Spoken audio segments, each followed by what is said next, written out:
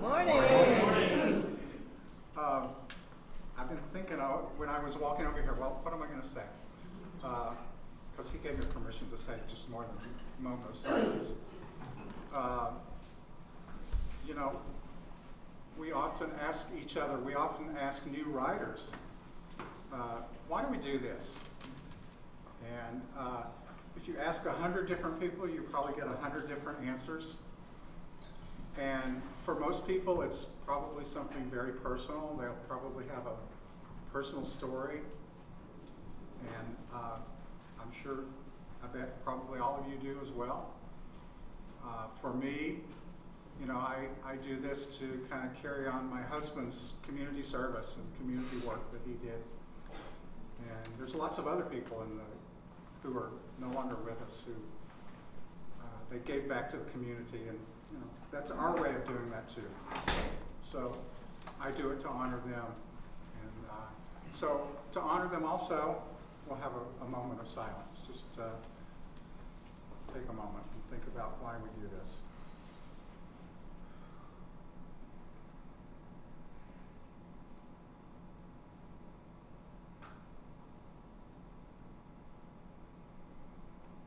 All right, thank you. Wish you a very good day. Thank you. All right, next I would like to invite up Tracy Evans to kick things off. Yay. Good morning, everybody. It's so great to see you all. Now, in full disclosure, I'm only here this morning to say hello and get you started, and then I have to go move. So don't worry, we're just moving so that we can make our house better. So, are you here to recruit volunteers for your move? anybody want to move furniture tomorrow? Leave at 12:30. What? Yeah, we got it. We got it handled. But it was super important for me to get over here this morning to see all of you. First of all, I feel so energized coming over. I'm glad I was able to make it. But more importantly, there were a couple things that I wanted to say. And first of all, thank you. You all help make AIDS Life Cycle wildly successful. Now I'm about to tell you all something that we haven't told everybody yet. And that is, remember for those of you that were on the ride this year at the opening ceremonies, we announced the biggest number we've ever announced on stage, $16.635 million. Now, that is not the most money we've ever raised on AIDS Life Cycle. That was the biggest number we've ever announced. Because, you know, there's more things that happen, and we do all the fun math, and the biggest year we've ever had on AIDS Life Cycle was $16.662 million, and I'm super happy to tell you that we have done the financial stuff, and we raised $16.665 million.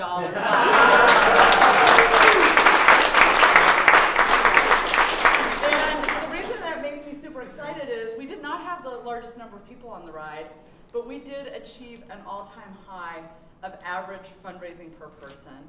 We had roadies raising money like crazy.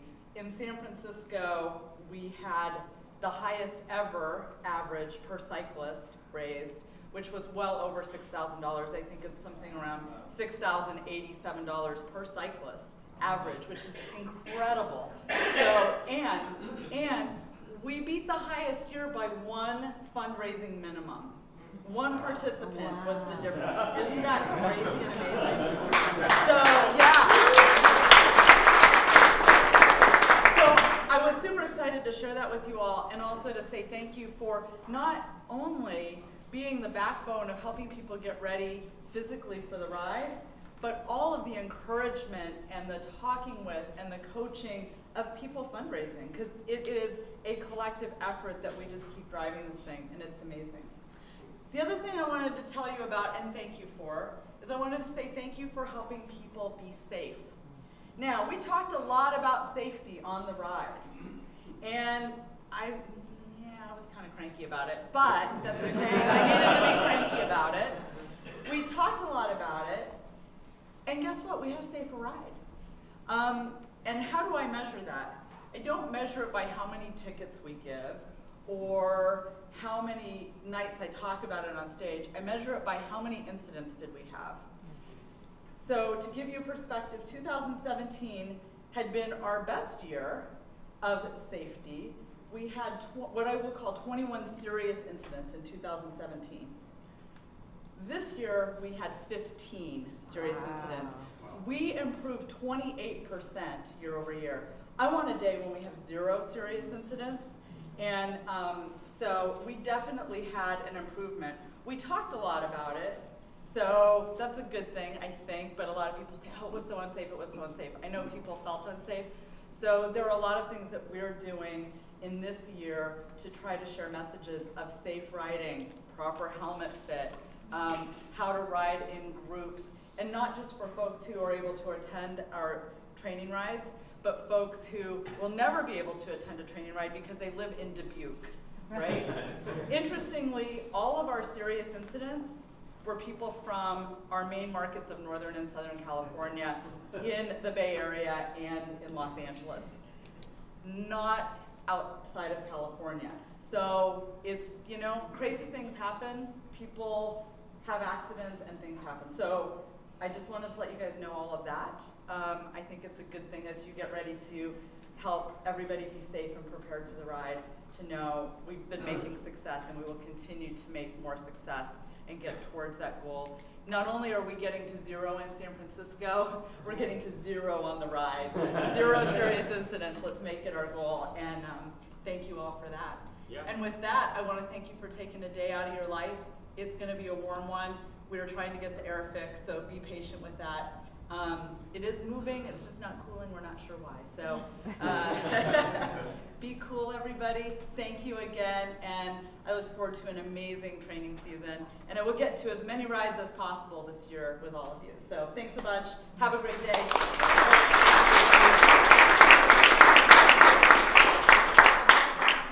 Thank you, Tracy. I think that the safety on the ride is really largely attributed to the people in this room because we had the safest year in Northern California for our training rides than we've had in the past. So I want to just say thanks to everybody who contributed last year to the success and to the future conversations that you will keep having this year.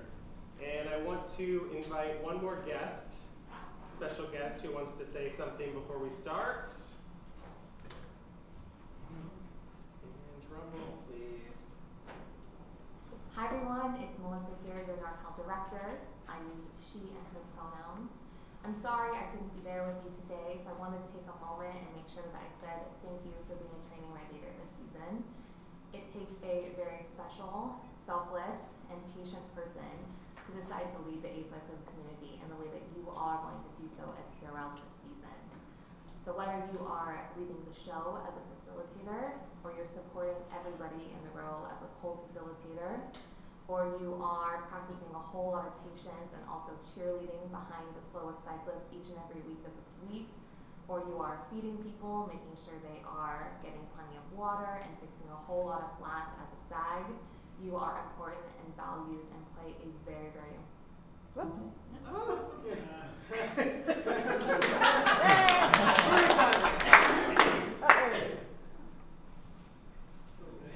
Maybe it'll come up. Is the file on the network drive? Hi everyone, it's Melissa here to value and play a very, very important role in the Training Right Leader program.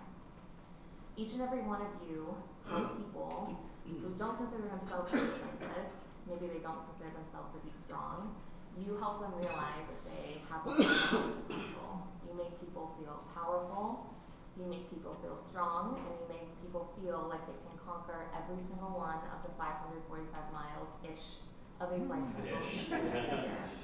So from me to you, thank you out of all the causes and communities in the world for making the Love Bubble a community that you choose to invest in, and the fight to end HIV and AIDS a cause that you are fighting for.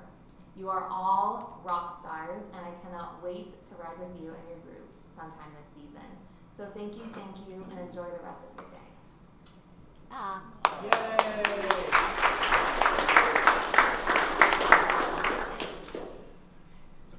All right, so we are going to start with some quick housekeeping. As Tracy said, we're working on getting the air fixed. I apologize, I don't know what's happening with it. But if you do need to step out and cool off in the lobby or sec or walk around, feel free to do that. We also have coffee, pastries, and everything. So if you get hungry, if you want to stand up out of your chairs and stretch, feel free to move around or use the bathroom. The code is 166#. That's in honor of the $16.6 million that we raised. There's going to be presentation today, but it's largely going to be room for discussion. So if there's questions that come up, feel free to raise your hand. We can dive down deeper into things. I just want to keep the flow moving as much as possible so we can all get out of here on time. So, thank you so much for coming today and making the decision to be a training ride leader. Whether this is your first year or you're coming back for many years, the role of TRL on AIDS Lifecycle is really important to help us have a successful event, largely for a lot of the stuff that Tracy outlined with safety on the ride. And also TRLs are most often the first point of contact that people have when they come to one of our rides. They get a message from their cycle rep, they probably get a phone call, but y'all are the faces they might see first when they come out to do something. So it's really important. You're going to be a key player in their training and success. And I want to just highlight a few of the survey info that we ask at the end of the ride. So 60% of cyclists cited other participants as their primary reason for success. So that's the people that they interact with, the TRLs when they come to the training rides. It's also just the other participants that are there because you guys are creating this sense of community out there every weekend throughout the year. So that's really important. 50% of people who attended less than 5 official training rides reported that they felt very unprepared for the ride in some way. But for those who attended 10 or more training rides, 100% of those people said they felt totally prepared for the ride. Wow. So our goal is really to get as many people out to our training rides as possible and to have them have a really great experience so that they come back and back and back again because we want them to be trained, we want them to be prepared, and we want them to be connected to the community so that by the time they come on the ride, it's really just this whole experience for them.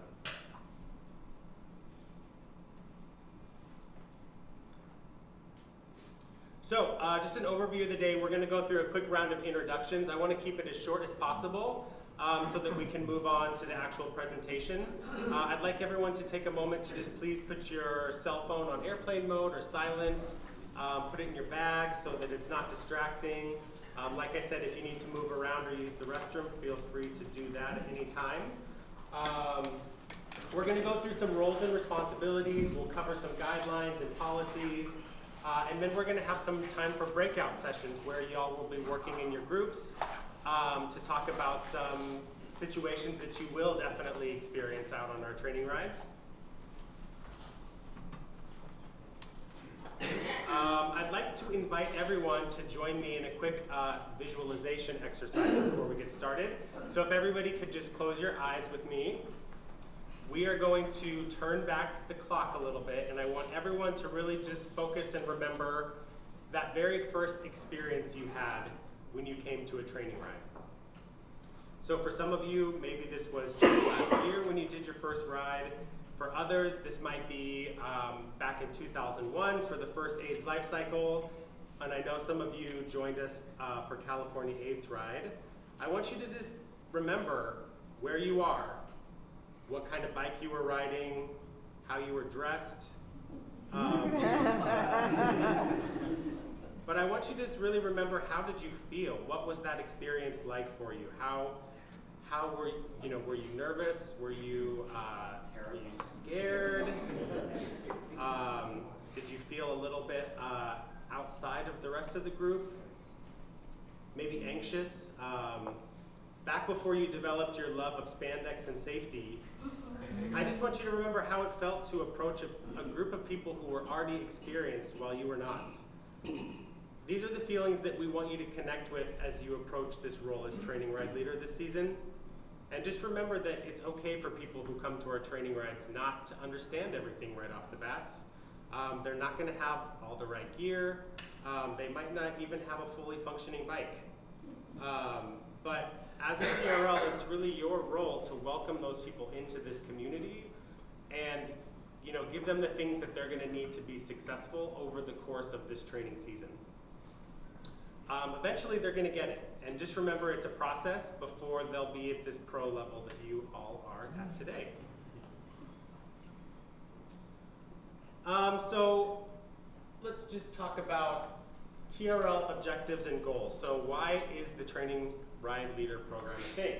Well, we're here because we want to provide a safe and welcoming community environment while retaining and preparing cyclists to do the ride. So just by a show of hands, is there anyone here who just completed their very first AIDS Life Cycle? Yeah.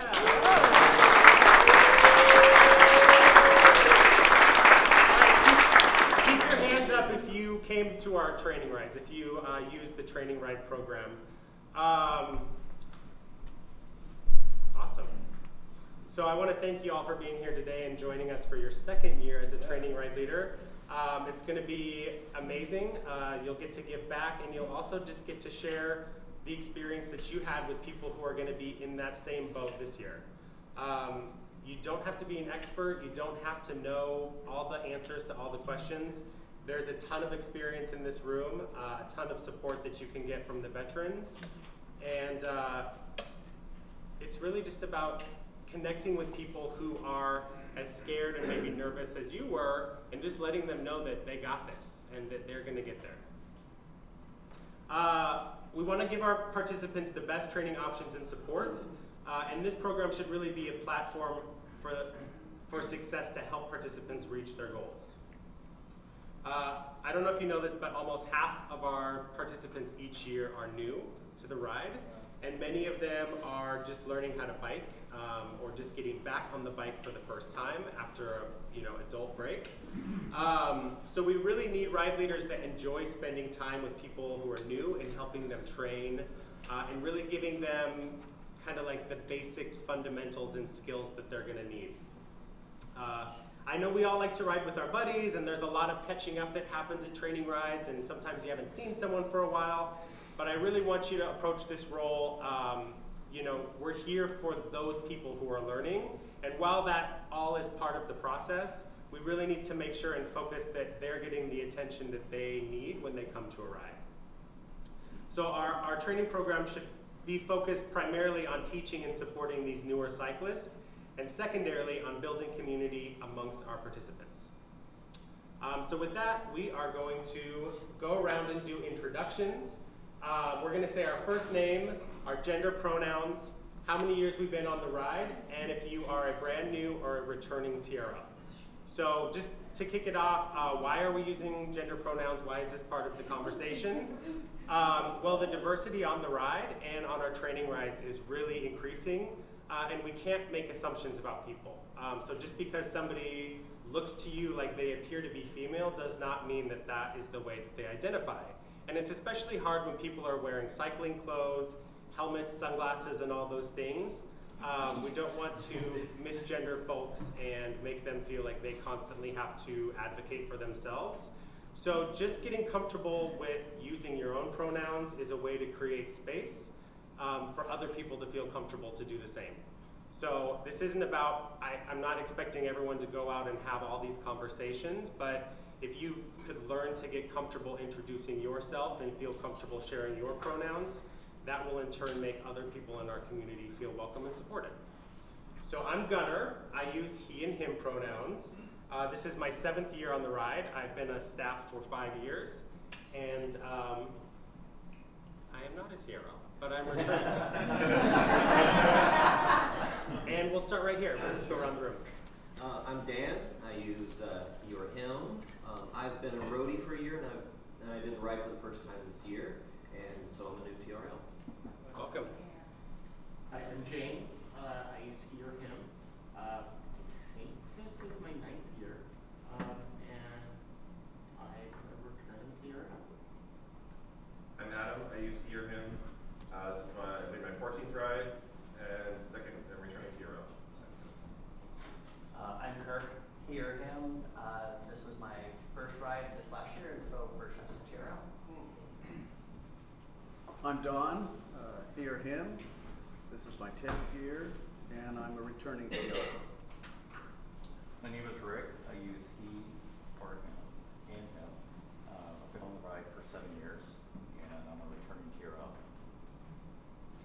I'm Antoinette. I use she and what's the other one for Her. she? Her, yeah.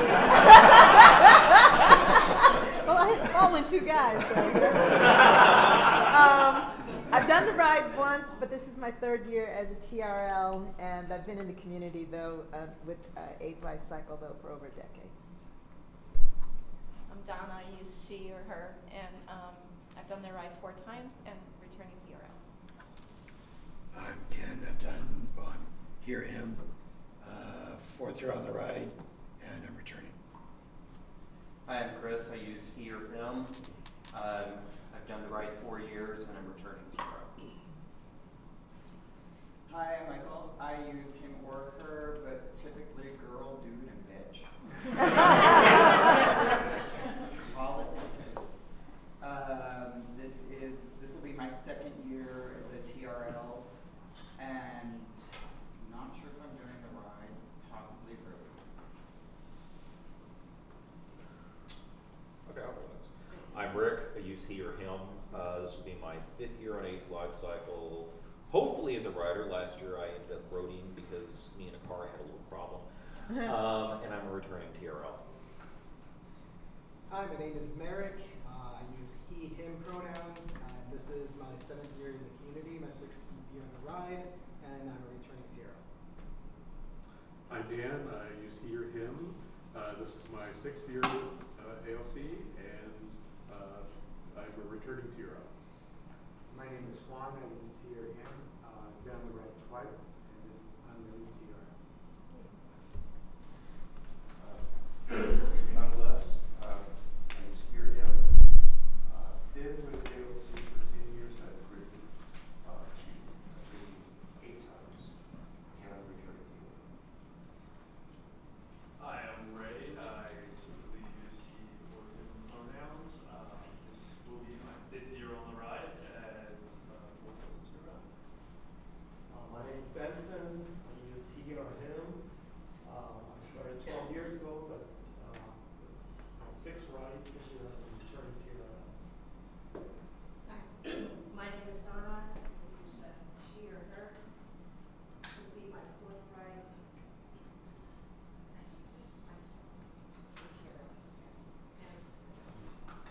Hi, I'm Debbie. I'm she or her.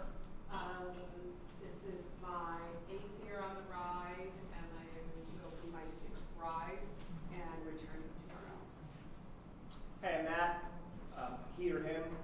This is my 7th year on the ride, and I'm returning TRL.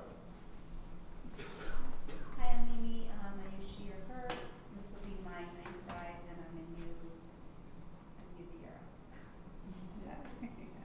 Hi, I'm Dion. I use she or her. It's my 19th year, and I'm a new TRL. Just kidding.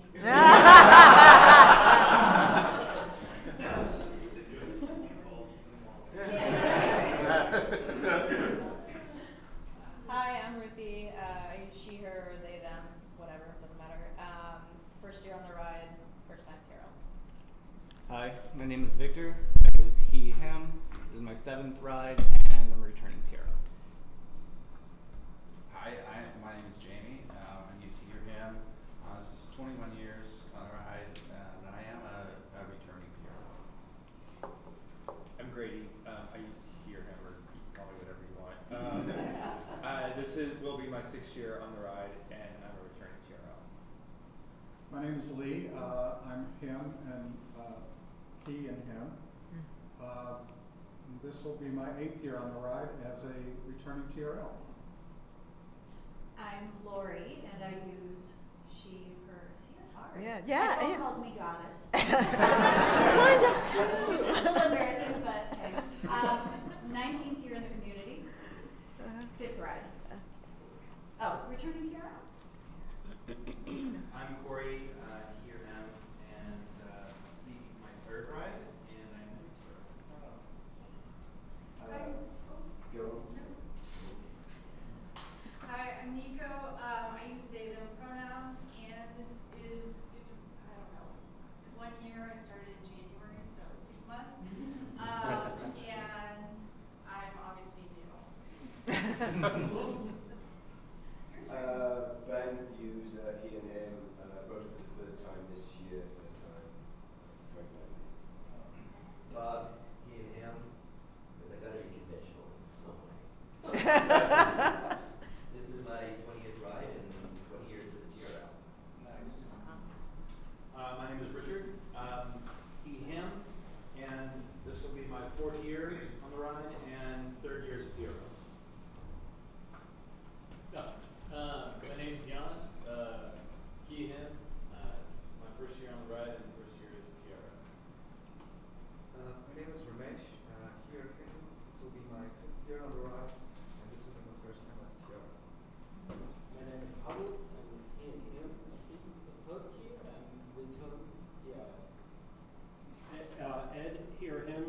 year on the ride, returning TRL.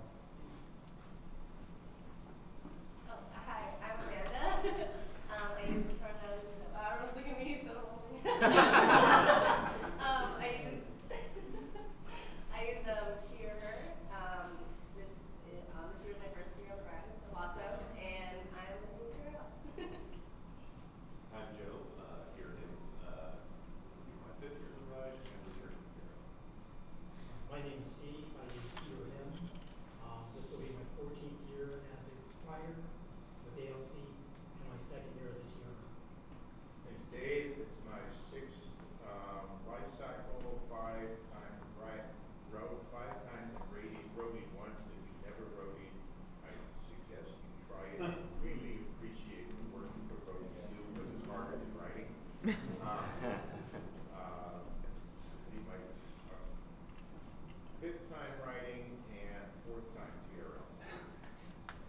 I'm Adrian, she, her, and this was my first year on the ride, so 2nd year coming out, and I'm a new TRL. I'm Adam, he, him. This is my 3rd year staff, 4th year total, and I'm not here. Awesome, thank you everybody. So I'm sure you know this, but we all learn how to do things differently. So people come to AIDS Lifecycle with a very wide range of training, knowledge, and skill level. And as a TRL, your role is largely going to be training that diverse group of people to ride safely and confidently. So you'll probably have to use different styles with different people. People are going to learn different ways, so one approach might not work across the board. So it's really just about assessing people, asking questions, getting to know them and what they need. Because at the end of the day, we're here for them, and people can come to this program as they are and get what they need out of it. I kind of look at it almost in like a harm reduction, like the rest of the work that we do with the foundation. We're not here to change people or make them have a certain type of shoes or a certain bike or some certain style. The thing that we really need to do is just get them to learn the code of conduct, how to safely follow the rules of the road, while also being, protecting themselves and the people around them. So we build the safety rules and the code of conduct into how we teach people to ride, and that should really be our top priority. So it's important to remember that, like I said earlier, even though you'll be asked a lot of questions from new people, you're not expected to be an expert on everything.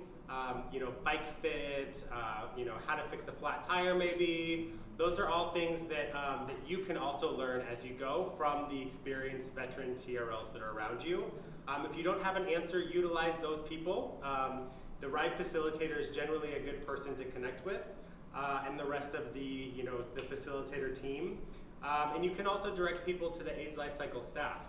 Everyone has a cycle rep or a roadie rep, so you can direct them to us as well. And then we have a really awesome bunch of community partners that we're going to touch on later, that we can always direct people to if they need anything. So, if you can learn how to identify like maybe what a poor bike fit looks like, or the signs of a poor bike fit, which are generally pain, maybe some wobbliness. We can direct people to our amazing bike fitters, our partners like Sports Basement, Mike's Bikes. Those are great people to utilize. Pedro, Fit by Pedro, a lot of people use. Lori does bike. Lori does bike.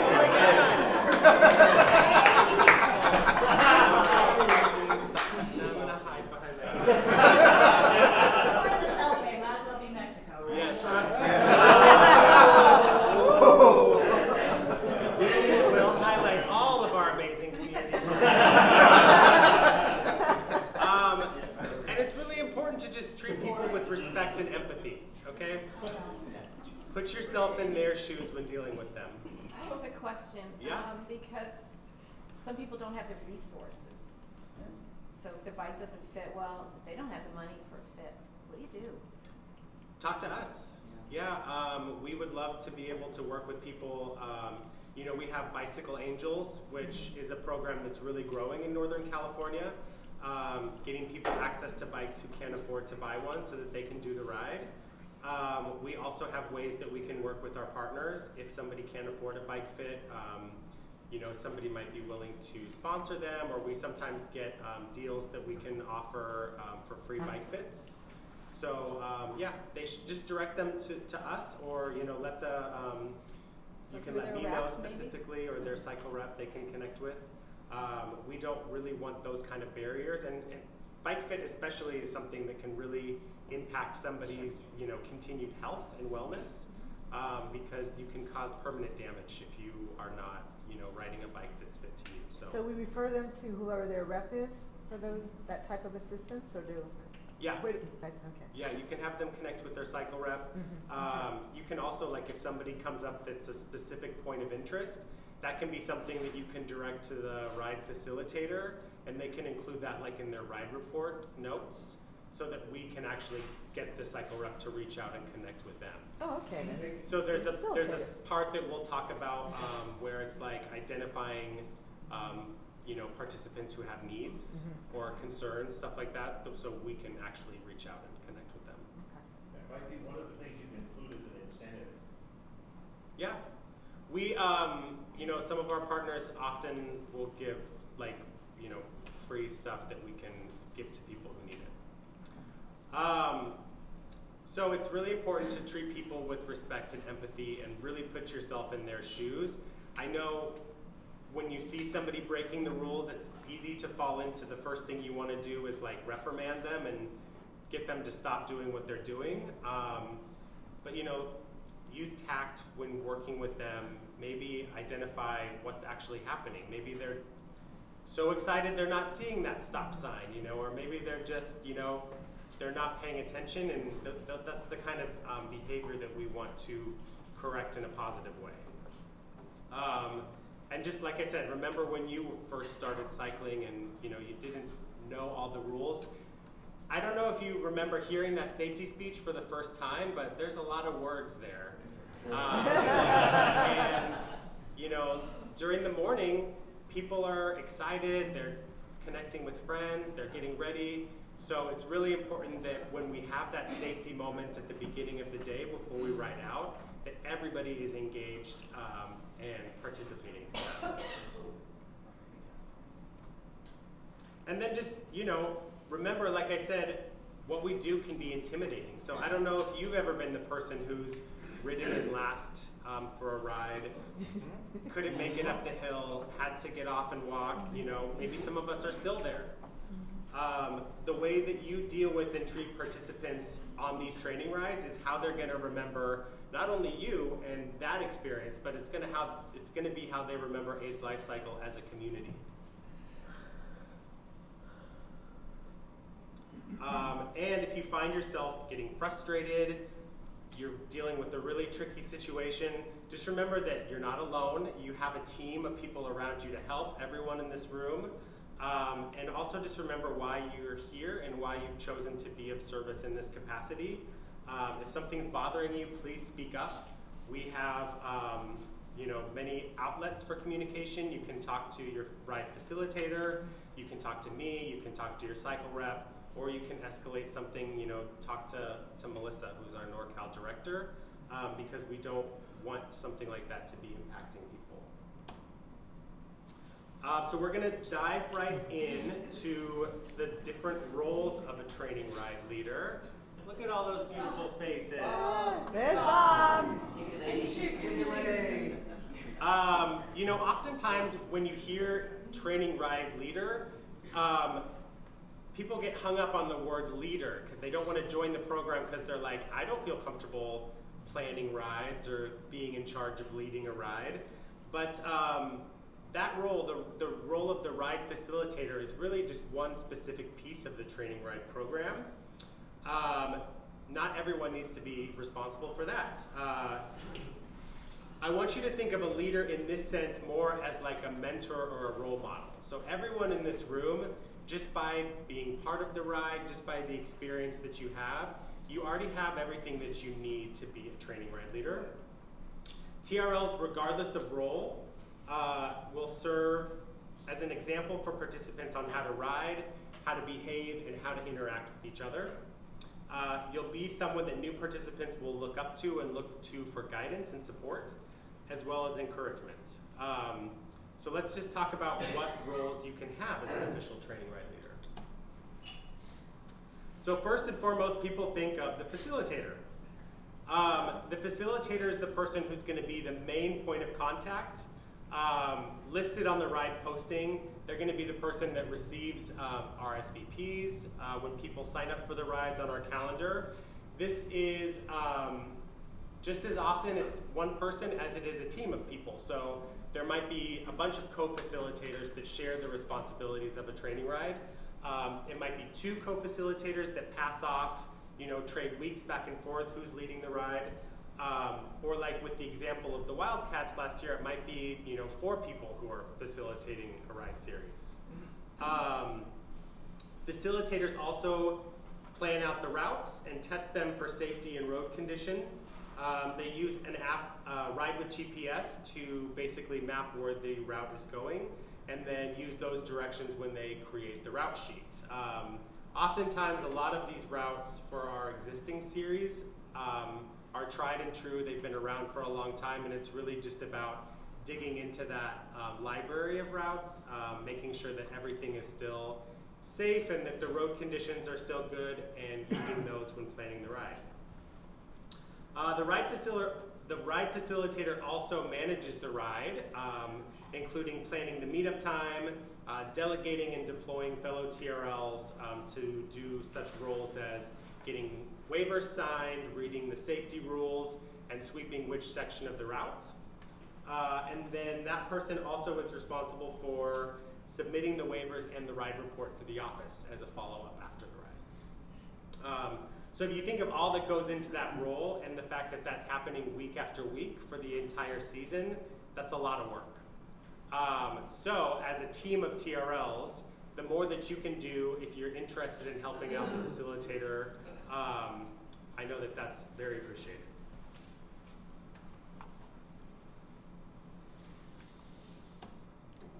We also have what's called the co-lead.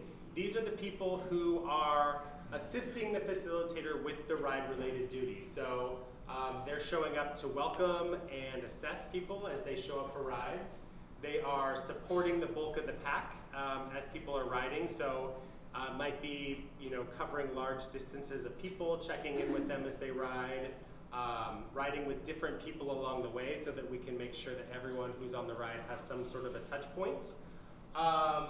And really focusing on safety when they're out there, looking at how people are riding, if they're riding, passing safely, doing all the proper stops.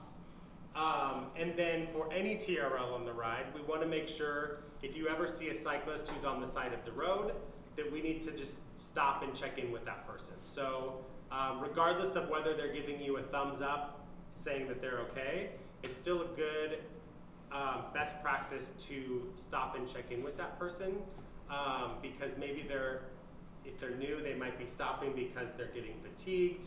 You can address some concerns around bonking and hydration and make sure that person is taken care of so that they can safely get back on the road. I know that as a beginner myself, it's sometimes embarrassing to ask for help when you need it. So you might just be tempted to give that thumbs up and say, it's cool, I'm fine, but we still want to make sure that we are checking in with those people and they have everything they need. And if they're truly just saying, I'm taking a quick break, I'm having a snack, I'm good to go, that's great. You can get back on your bike and continue to support the rest of the ride. And all TRLs should be friendly, patient, and encouraging. We also have our amazing sweeps. So some TRLs in the past have said if you're signing up to be a TRL, you should be prepared to sweep at least a quarter of the time. It can be a trying experience for some people. So being able to share that responsibility amongst the TRLs that are supporting a series is a good plan.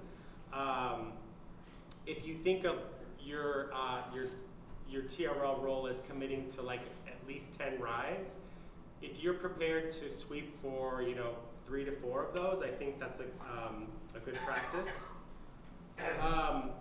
Those that are sweeping, who here loves to sweep? All right. Thank you.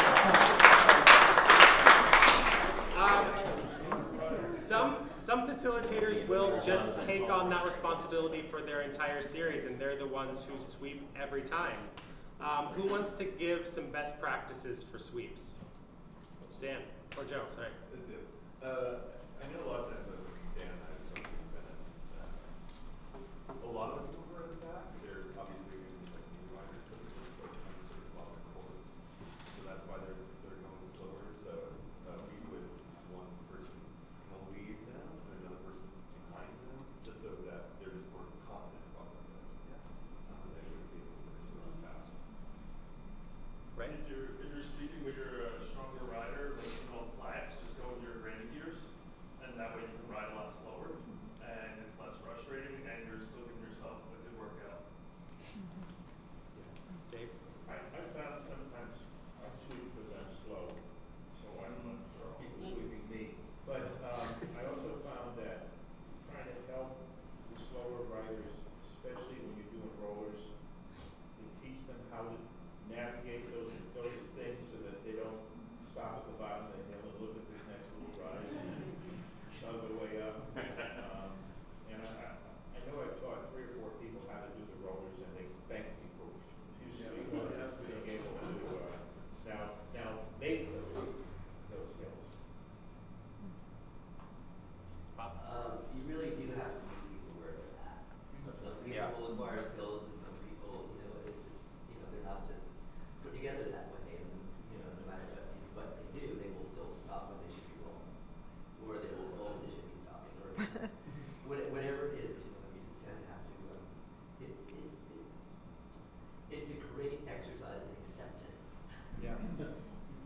We'll do 3 more, and then we'll move on. Jamie? The role of sweep, I find, is generally more about psychological counseling and personal growth of the person that you're sweeping. Amen.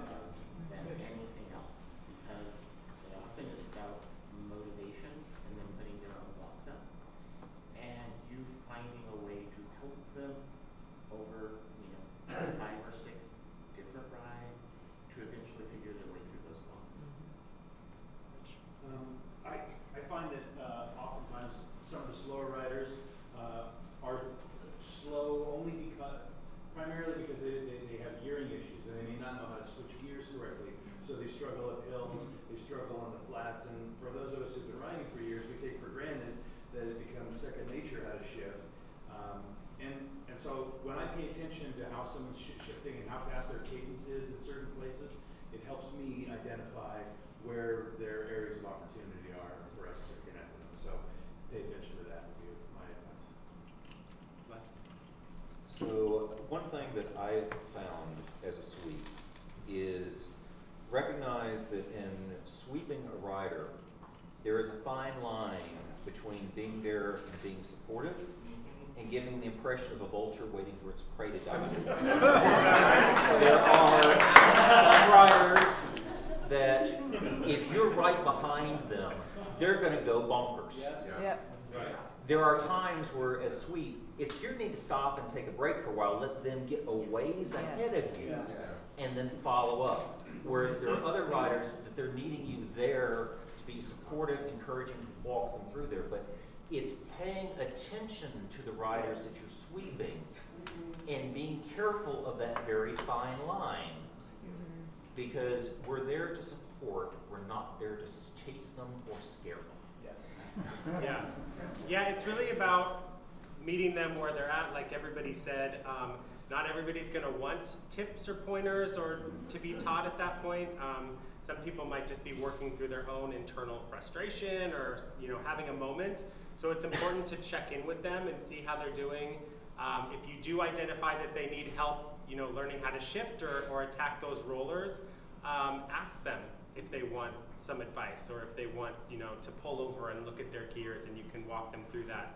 But I will say those people that you're sweeping for the season are going to be the people who are most grateful at the end of the year for the support that they received. And those are the ones that when they see you on the ride and they're doing it, they are so thrilled, and you are like their hero. Yes. So I know that it can be trying and it can be frustrating. It's also going to be very rewarding at the end to put in that work. I will say, just as a point, TRLs should not be sweeping other TRLs. I know that there's TRLs who also need guidance and support, but it's really important that we need to be with that last cyclist, because there might be someone just up ahead of you who's really struggling and they don't have any support because there's 2 or 3 TRLs in the back that are all sweeping each other. If you're a TRL and you're signing up for this program, you know, we really need to focus on supporting the people who we're here to support. If you know there's a TRL if you're the sweep and you catch up with that TRL and you know they need support, you can give them pointers, you can ride with them for a little bit, but then kind of let them go on their own and go up and see if there's another cyclist up here that they're being supported. You know, and then you can also make sure that the TRL is, you know, fall back and make sure that they have what they need as well. And like Rick said, give cyclists room to grow and learn. Not everybody wants somebody on their tail when they're riding. Not everybody wants someone to be singing along behind them as they go up that hill. Pull over, let them do it, and they know that you're back there for support if they need it. I know a lot of people will just say, no, it's fine, go around me, you can keep going. And maybe in that case you want to just continue to ride, you know, 50 feet in front of that person and just continue to check in on them. All right, so let's move on to SAG. So this is another role that's coming into play on a lot of our rides. SAG stands for support and gear. So this person or people are really the people who drive support on the routes. This comes more into play on our longer rides as rides start to gain distance. These people will carry water, carry snacks, supplies, and first aid. They're there to transport cyclist and bike if somebody can't continue on, or if somebody has a spill and they need to be taken to the nearest bailout point. I know a lot of these people will just, you know, as they're driving the route, they'll park in strategic places along the route for the day. They'll cheer people on. They'll have water to refill as people, you know, get to them. And then, you know, once the bulk of the pack has moved on, they'll go park at another spot up the road. So driving SAG for a ride, for any of our rides, is still a way to get TRL credit for your, you know, for your volunteerism. So, you know, for some reason, whatever, if you can't do a ride for a day or you're having your own issues that prevent you from biking, some of our SAGs, they don't bike at all during the season. They just drive SAG for all of our rides. So this is still a great way to give back.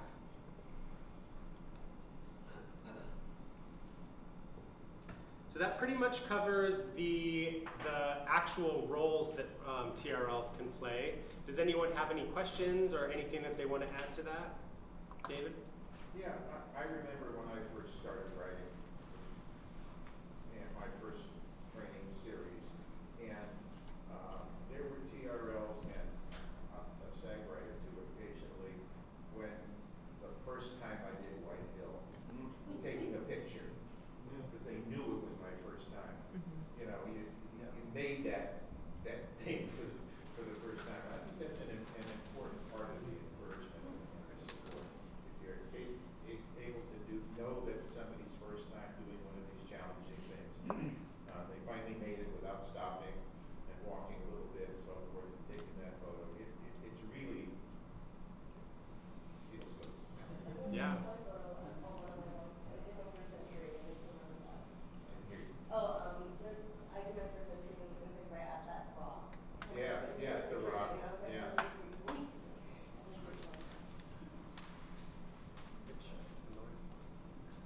Lori? I would just add that you can't assess a rider based on the way they look. And there may be a rider who's a very experienced rider who, for whatever reason, is not a fast rider and they're at the back. Maybe they don't look like an experienced rider, so don't just assume that someone needs your help. And the flip side is very true in our economy here, is you can see somebody on a 10,000 bike and around the kit, and they don't know how to start. So don't ever assume that when you look at someone, your initial assessment is correct. Yeah.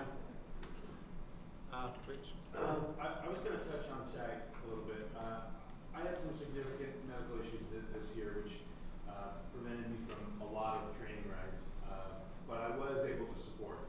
And what I found, spending a lot of time on SAG, is that if you're ready, if you're prepared, if you have a good medical kit, if you have a vehicle that you can at least haul a couple bikes and some people, and the water and bars and the things that, tools, the things that a rider will need, I found personally that the riders, whether they were seasoned riders or even brand new riders, had a different experience riding, and it exported part of the love bubble along with every training ride, because they felt more confident. They felt like, I have a home that's mobile, I have someone looking out for me, I've got the phone number, if anything happens, we're covered.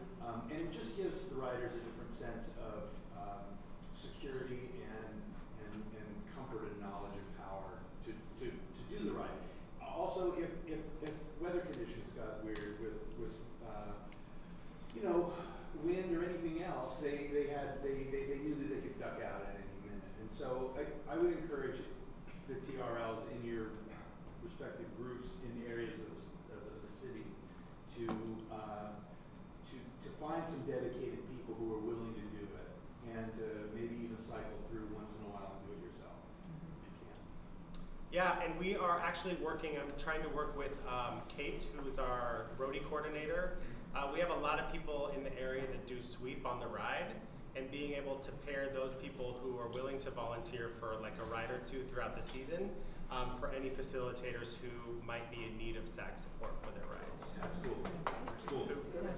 So I remember my very first year riding, I have no memory of riding my bike for all the training rides. But I do have a memory of how the TRLs made me feel. And there's no way that I would have, one, completed the ride or even come back the next year if it were not for how the TRLs made me feel. Yeah. TRLs not only have a huge impact on people's training, but they're literally impacting the money that we are able to raise for this event, because all it takes is one person to have a bad experience, decide that they're not going to come back and do the ride. That could be $10,000, that could be $20,000 that we're missing out on. So I can't drive in enough how important these roles are when dealing with people, and the impact that you really have out there every single weekend. One other note on SAG is one person can do it. It's a lot easier if you're going to drive SAG to have a navigator who is the one that's going to handle the phone calls. Mm-hmm. And also that's a pace where you can expand the love bubble or expose someone that's not a member of ALC but might be willing to touch the community by being your navigator and having the exposure and the experience of being part of the training ride sequence. Right. But it is a lot easier to do SAG with a navigator. Yep, we're talking a lot about SAG, and there's one issue you'll come up with if you get riders really dependent on having SAG, and that is that you do want to encourage people to ride, not necessarily get in SAG, and it's a fine line there. A few newer riders will start asking, well, are you going to have SAG, especially as it gets to longer rides? And there are rides that you'll do, and you won't have SAG for one reason or another, and you ride, and building that confidence in them so that they know they can ride, even though you don't have SAG, that they will be supported, even though you don't have a SAG driver, is actually really important as you go on, because that does get a little bit iffy for some riders. And I say that as somebody who, we have Randy in our area, so we always have SAG. So point of clarification, SAG is mentioned as a role within the TRL team. However, are they mutually exclusive to being TRLs? So people can drive SAG that are not training ride leaders. What we do need to have them do is fill out a volunteer agreement form, as well as a vehicle release, because they will be using it in an official capacity for the ride.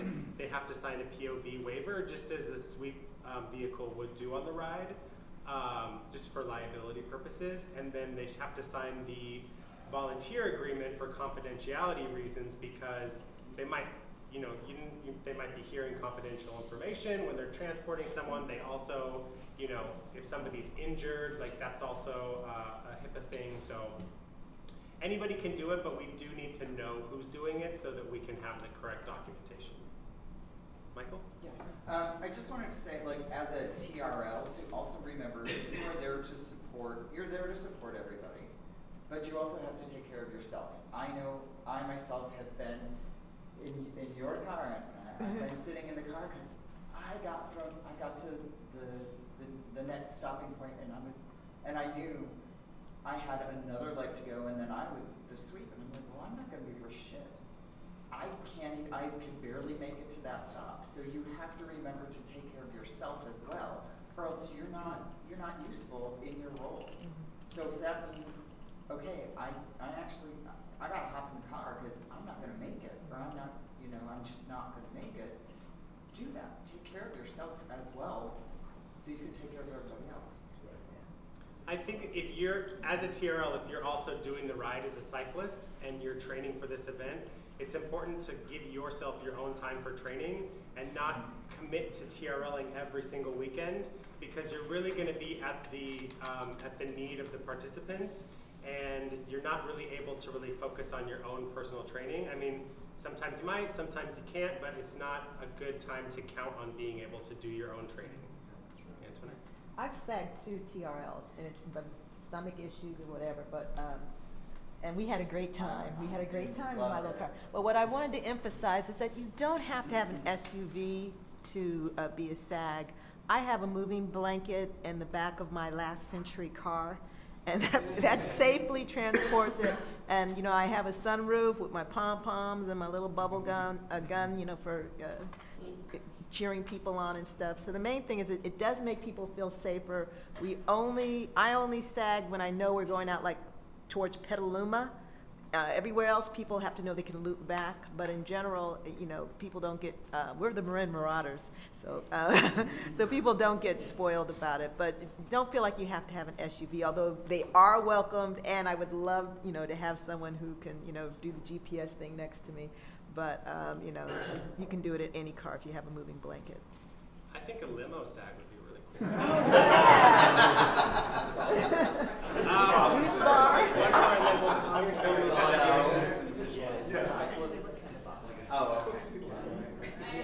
just wanted to underscore Kevin's point that the experience that you have with a TRL or interaction that you have with TRL as a new rider can make a really, really big difference in both the positive direction and the negative direction.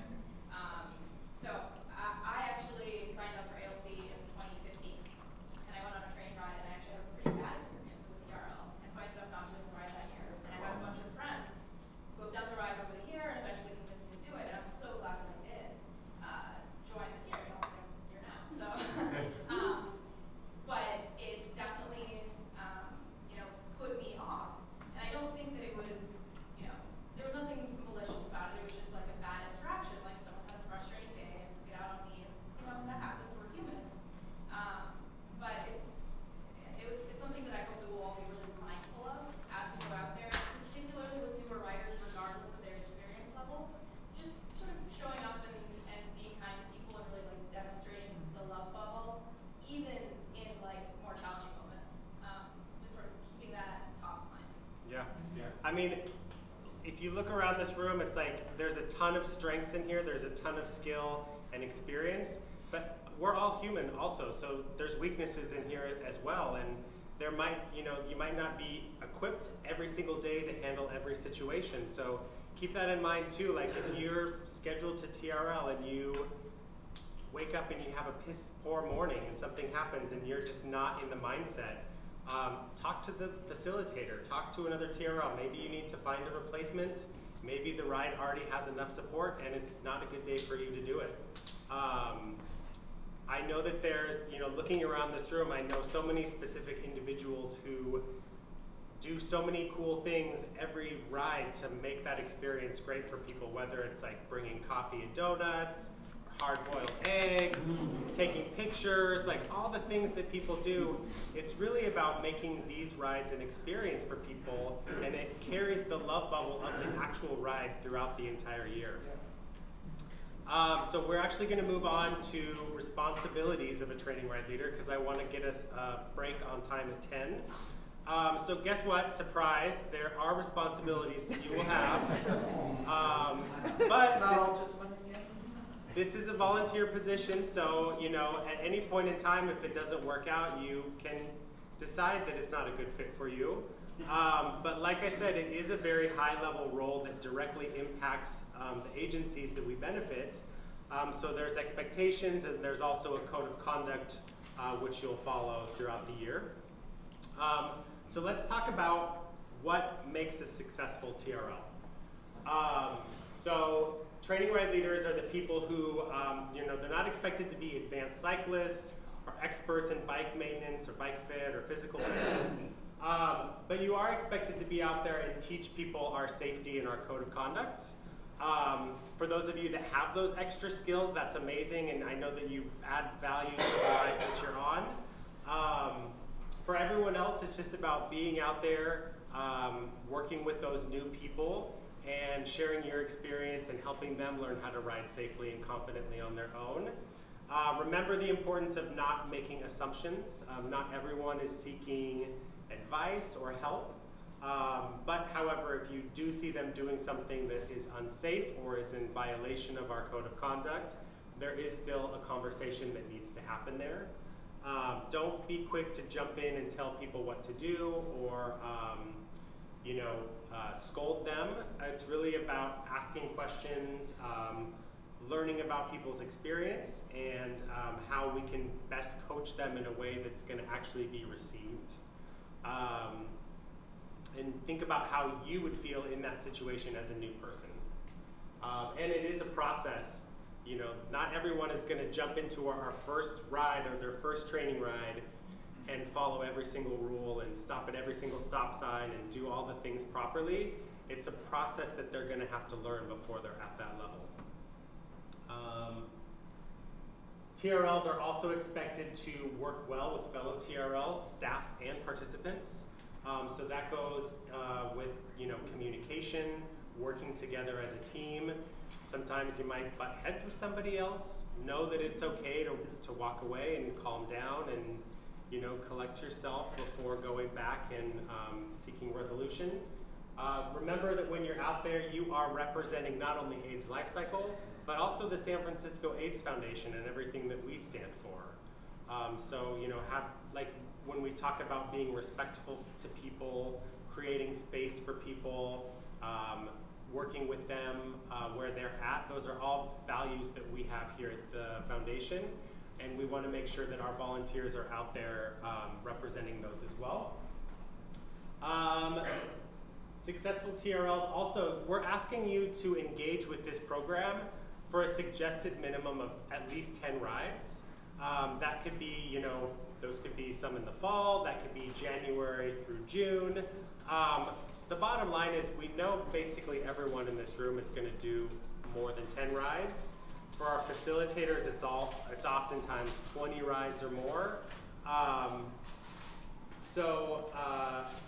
Lastly, just being a positive role model and example in this community, because like me, you're out there representing everything that we stand for here, and we want to make sure that that's positive.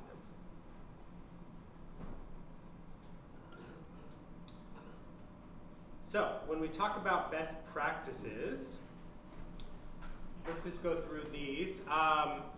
If I'm telling you not to stop at, you know, if I'm telling you that you have to stop at a stop sign, and then I roll through one and you see me do that, are you really going to listen to what I'm telling you to do? Or if I'm riding with another TRL and we're buddied up side by side, and then later in the day I come upon you and tell you you have to ride single file, it doesn't, you know, it's not a good practice. People are not going to listen to you if what you're telling them to do is different from what you're actually doing.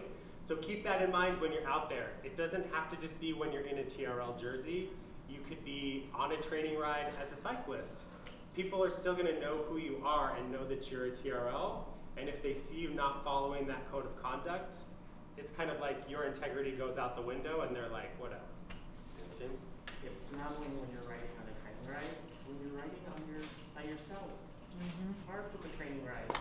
Someplace else, they recognize you, they see you, and if you do something, it blows your reputation. I got called out for not wearing a helmet on Market Street, and that was embarrassing.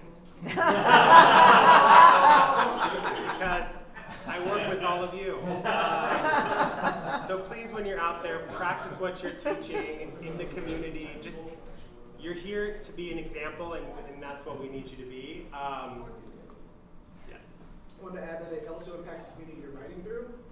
So by riding with that good example with everyone else, we're actually making that impact throughout our entire training season.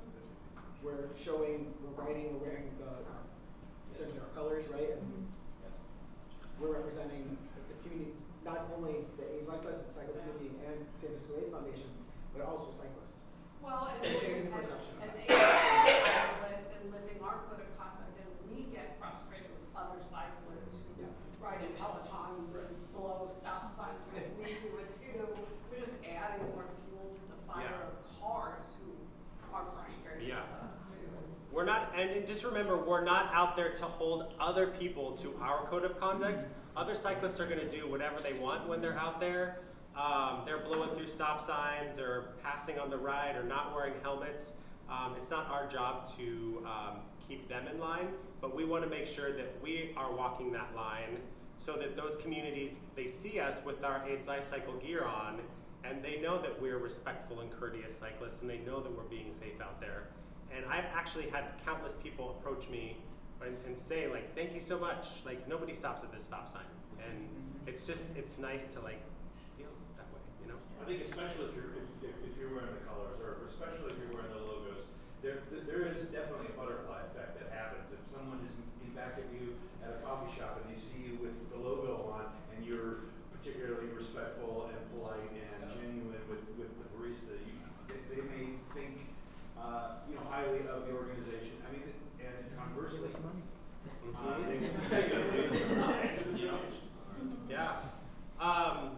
so being fun and friendly out there, being welcoming to people, creating that like environment in that space, not making assumptions, and really empowering people to make their own choices and to grow on their own. Using tact when you're coaching people, like I said, one tactic with somebody might not work with somebody else. So it's like getting a feel for how people learn and how people receive feedback. It's really important. No negativity. So like I said, if you're not having a good day, if you're not feeling it, if you're not prepared to be a role model, then it's not a good day for you to be a TRL. When you're working with... Can I add to that real quick? Yeah. Sometimes we, as TRLs, we have our own little conversations among ourselves about some of the things that we sometimes may disagree with that's going on with the rides, some changes that are being made, how it wasn't like the past. That's not good for new cyclists here. Yeah. We need to not have those conversations when we're out there. Thank you. Good point. It's also important to, when you're out there dealing with people, to give people the benefit of the doubt. I know it's easy to see somebody who's doing something wrong and you automatically make an assumption that they're negligent or they're doing it on purpose or they don't care. That's not a good frame of mind to go into a conversation, a coaching conversation with. Giving them the benefit of the doubt and being able to work with them where they're at is really important. And I would say excluding matters of extreme safety, like if you see somebody doing something that could be threatening their life or somebody else's, that's really important to address right away. But other than that, make recommendations for people. Don't jump in and tell them, what they need to do right off the bat. Always be appropriate. So this goes into building a safe place for all participants that's welcoming and inclusive. We don't want to be in a position where we're making any jokes or comments or sarcasm that's negative. I've actually had TRLs and participants tell me that you know, something happened that they didn't feel comfortable with, and because of that, they decided they didn't want to be a TRL anymore, or they didn't want to come on a ride anymore because they felt violated in some way. So I think it's important to address amongst ourselves that, or when we're at training rides, if you see something, if you hear a joke that you don't think is appropriate, or it's not something that's becoming of a volunteer or a role model, you can say, we don't make jokes like that at AIDS Life Cycle, or I really feel uncomfortable when I hear you talking like that, and you should really think about the impact that that's having on other people. We definitely don't want to do anything at all that feels like sexual harassment. So when you're in this role, like, it's not an appropriate time to, you know, be finding a date or be coming on to a person. You know, there's a huge mix of like sexual identities in this community, and just because somebody's gay or straight and you're gay or straight, it's like it's not an appropriate time to be coming on to them. We are a very sex positive ride and community, but we don't need to beat people over the head with that. I know there was times this year, I don't know how many people were here for some of the stage programs, but some of the stuff was really like, I don't know, I felt a little uncomfortable by how heavily sex positive it was, and I know that I'm not the only one, okay? So we don't want to be doing any of that out there.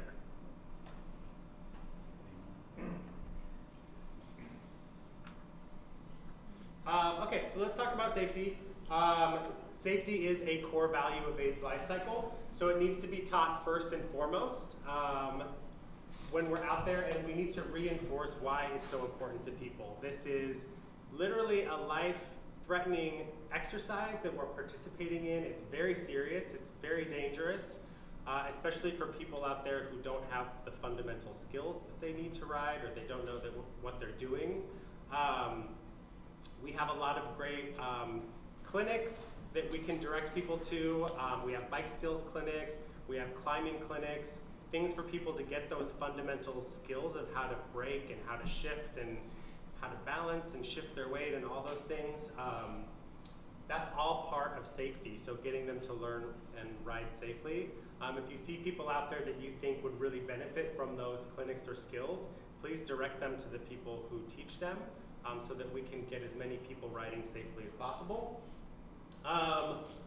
Always follow up when you see dangerous behavior, avoid confronting, avoid blaming, but you also just need to stress to people why it is important that they're riding safely, especially when they come on the event and they're going to be around 3,000 people, you know. It might not be super important to address on a training ride with 10 people, but the fact that they need to be learning and practicing that behavior now is going to affect how they ride when they actually get on the event. I think that detail that Tracy shared earlier about there being 21 incidents last year, and then it came, or 2 years ago, and it came to the 15 this year. Now that's a quantifiable amount that if you were to talk to your people about it, so it said, here's what's kind of been happening, let's trying to get this lower and lower, that it takes the be safe statement from the abstract and puts something that is a little more finite in some way. You can see it, and so that seems like something that we can attain, and therefore a goal, and that I think that's a positive thing to bring into conversations. Yeah. And we're having conversations, we'll have a conversation later today with the ride facilitators about what safety looks like, not only on our training rides, but on the event. There's room for improvement with the current safety speech that we've been using, and how to make it more engaging and more impactful so that people actually connect with those messages and what they need to learn. So we're having those conversations because we want people, it's not just about sitting here and reading our code of conduct every single training ride. We want people to actually, you know, learn it and engage with it and figure out why safety is important to them personally, so that when they're out there practicing those behaviors, it's personal. There's something that happens with safety, and you get these people who are very safety conscious, but they're very externally looking, so everything's about what they see other people do and how unsafe it makes them feel. And one of the things I try to do with those people, because they'll start in front of everybody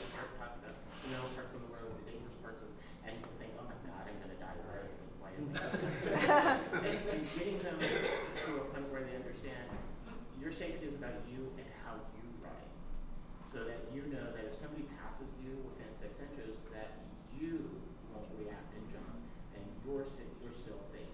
That your riding is riding safe, not them, those other people. How the upon you, you know what you should do, and that is an odd transition for people to hear and talk about, and I haven't heard a lot of TRLs guide people that way, but it really, really does. Managing that, riding is unsafe, cars are going to kill you, transferring it to, I can ride safely and be safe myself, is a big part of the role that we need to do to actually get that number down. Great. And the perception of it. I want to just move on just so we can get out of here at 10 for a break. Did you? I can do it during the facilitators. Okay, great. So it's important to remember nutrition and hydration are also safety issues. So as we move into longer rides, being able to get people to remember to drink, to feel comfortable taking their hand off and drinking while they're riding, and continuing to eat while they ride so that they don't bonk. The safety, so we have a mandatory safety speech everybody is present for on every ride. That's really important because that's the time when we actually impart what we need them to do on them, so they all have to be present and engaged in that. It should be kind of the final moment before ride out, and if anyone arrives after that point, unfortunately they're not allowed to ride with us because they weren't there for the mandatory safety messaging. So yeah, that's it for safety. Like I said, remember it's a learning process. When in doubt, you can also utilize the AIDS Life Cycle staff if you need us. Just touch base real quick on the substitution policy. So it's not fair for anyone if you just don't show up for a ride. It's not fair for the cyclists who are expecting to have adequate support, and it's not fair for your team of TRLs who are counting on you to be there. So please, if you're not able to come, we need you to find a replacement. We have a Google group, which we'll talk about in a minute. That's a great place to kind of let people know I'm not able to make this ride this coming weekend. You know, can I please find a substitute? And people will respond to that way. It's also a good idea for facilitators, we'll talk about this a little bit later, to make sure that they have more support that they need. So if something does happen, maybe something happens while someone's en route to a ride, they still have coverage. If there's not 2 TRLs for any official ride, it's got to be basically canceled. It becomes an unofficial ride, which means people can still ride the route if they choose, but it's not an AIDS Life Cycle supported event. So if a person does more than one no-show as a training ride leader, that's something that we need to know from the facilitators because it's actually grounds for somebody not being a good fit for the position. That's just because rides without enough support are not safe. So we need to make sure there's an adequate number of TRLs for the cyclists who are going to be there. Use the groups that are provided to you, find support, find your own substitute, and alert the facilitator if you're not going to be able to meet that commitment. We will have not only a TRL Google group, there's also a Facebook group. We'll be working on getting everybody added to all of these things after the certification is done. The Facebook group is not required. I know not everybody uses Facebook, but it's just a great place to connect with other TRLs. We'll share messages in there.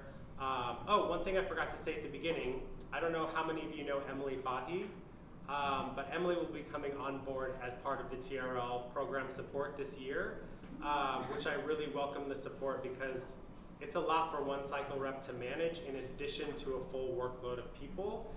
So Emily's really going to be coming on to help support our communication process with the TRL program. So having regular updates, regular highlighting community partners, talking about safety tips each week, and things that you can really utilize while you're out there with people, so that we're all kind of driving home specific safety messages at key points during the season.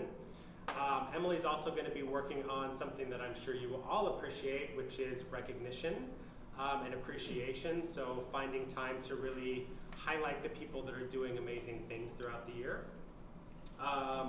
The Google group is something that is mandatory for all TRLs, so we will be adding everybody's email address in there so that you're getting key messages and even things as, you know, like for the ride, finding out when the photo is going to be, or, you know,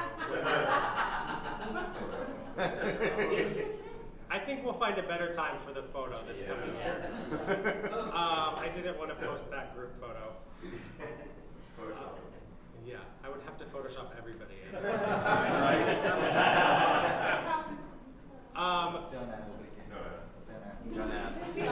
on. Let's move past this. So remember, when you're replying to the Google group, it's a thread that we're all on. There's like 150 people on there. So don't reply all. If you see somebody's looking for support or a replacement, reach out to them, connect with them directly rather than continuing to message the entire group. I try to use that group only for very key messages and stuff that we need you to know, in addition to posting that in the Google group. There's a whole suite of Training Ride Leader gear that we have available. I don't know if you've noticed in the back of the room here. Everybody's provided one item at no charge, so if you want a Training Ride Leader jersey or a Training Ride Leader wind vest, we have those available today. Everybody who's a new TRL should leave with one of those. We should have enough for all sizes for everybody. And if you want to purchase an additional, like if you want both pieces, or you want some arm warmers, for instance, we have those available to sell at the cost that they're produced at. You have to wear something that's visible when you're officially representing AIDS Life Cycle as a TRL. So if it's a cold day, you need to have like a wind vest that will go over the top of a jacket so it can still be visible. And we need everybody to have this current design, which is the ALC branded Training Ride Leader gear. So if all you have, not to call you out, Rick, but if all you have is the old gear, we need to give you at no cost a current piece of gear so that you can have that. And we just ask that that is the current gear is what you wear when you're on official rides.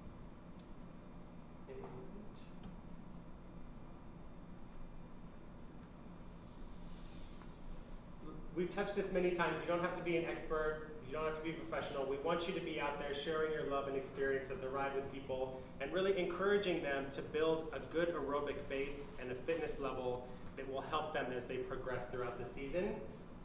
Working with people at their current skill level engagement, and also remembering that there are socioeconomic factors that might prevent people from having the proper gear. So being, you know, not just coming up and saying, you need to have, you know, this or that, you know, working with them to maybe figure out what they have the opportunity to get, and letting us know so that we can be there as a event to support them. Our amazing community partners. So I'm sure many of you are, I'm sure most of you are familiar with our website, but I just wanted to go in and look at that.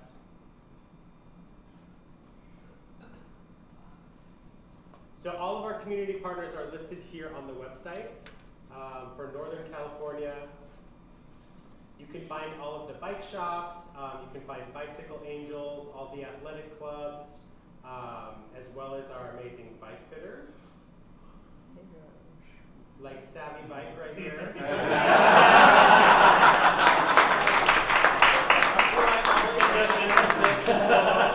Let's see Pedro be here all day.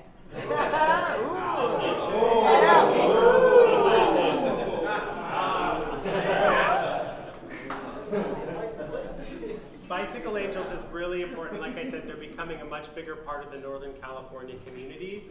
They have a ton of bikes. We've just received like another dozen bikes that have been donated that we got to Bicycle Angels. So, you know, if you know people in the community who want to do the ride but don't have access to a bike, can't afford to buy one, this is really great. We can direct them to Bicycle Angels. I know at least 5 of the new cyclists that I've talked to who have just registered already have their bikes from Bicycle Angels and are ready to go. So we refer them to you? Yeah, or they can go directly to the community partner part of the webpage and contact Bicycle Angels. George is amazing, and he's really quick to respond. And we were pretty much able to find bikes for everybody up until like February or March, and then it was really only like small sizes. I saw another hand, Adrian. They just need to be registered for the ride, right? Once they're registered for the ride, then they can. Right. Once they register, they can reach out, and it has to be their first ride. It's only first-year participants. But the cool thing is I know several people who used Bicycle Angels, and they've developed a love for this community and for the ride, and they've already gone out and bought a bike so they can do the ride for a second time. So it's really getting people in the door and teaching them not only a love of cycling, but a love of this event that they will then carry on with. Also, if you have a bike that you're not using, you can donate. Yeah. And you'll go pick it up too. Pretty quick. And for gear, there's Pedal It Forward. Yes, pedal it forward. You're at all of our events, Expo, Day on the Ride too, right? Yeah. Last year I did Yeah. Day on the Ride, but this year I'll have to find a volunteer because I'm going to ride again. But Great. Yeah, Yeah, and I currently have, for new riders, have been starting to reach out to me because we had a huge donation from another community partner, Jackaroo, right before the ride this year. So I was able to outfit a lot of people. So we Yeah. have a Facebook page, Pedal It Forward for AIDS Life Cycle, and it's all free. Yeah. And we welcome anybody, like the more that you do this event year after year, the more stuff you're gonna accumulate. You know, not just registration tees, but incentive jerseys, you know, old ALC jerseys. If you find that you have too much stuff, please let us know. You can drop it by the office anytime. You can connect with Pedal It Forward directly. We would love to be able to share that with new people who don't have enough gear. And of course, obviously, don't forget to have fun out there. It's high level, you're doing a lot of stuff, but it's also really fun. You know, you have the opportunity to engage with and befriend a lot of different people. I feel like I've grown tremendously since being a part of this ride, and just the different people who have challenged me and taught me and, you know, given me the space to learn and grow. So don't forget to do that. Make your rides an experience and keep people coming back, because that's what's gonna build this community. Not only this year, but for the next, you know, 20 years to come, when, you know, all of us might not be here. So, does anyone, I'm gonna give you time for like a 20-minute break. Is there like a last question or two before we go? I know everyone wants a break. All right, we're gonna start again in 20 minutes, okay? Okay.